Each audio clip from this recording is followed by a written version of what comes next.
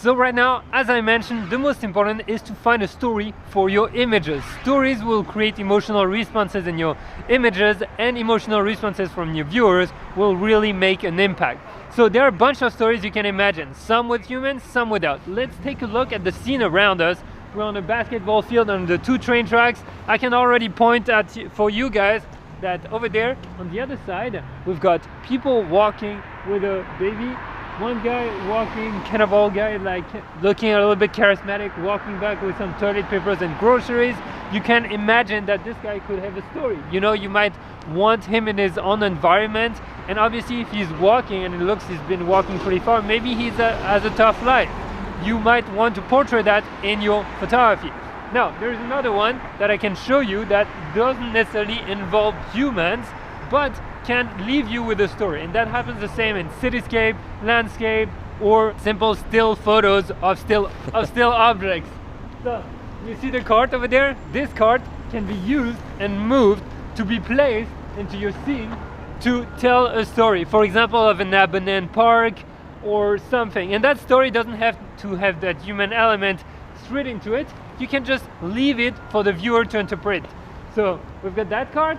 We could move it and place it in a nice frame under those railroads. Could be a cool shot. And then if we look on the other side, we've got Chicago police. And that is a great story. There's always like policemen coming in and out, and when they come in and out, they might have different kind of expression depending on what kind of job they're going for. You might want to be capturing that. It really matters what you imagine and how you want to portray that to your viewers. So in your daily life, like this week, as I mentioned, without your camera, just walk around and look at things. How could you tell stories? What kind of stories would you like to tell? Would you like to tell the story of that guy coming back from work, or the policeman, or that cart in the middle of nowhere, or a beautiful landscape with a rock that really, for you, tells something? And again, it is very subjective, so don't worry to know if other people get it or not. If you get it, that's the most important. And here is an example of a story that happened right here the other day.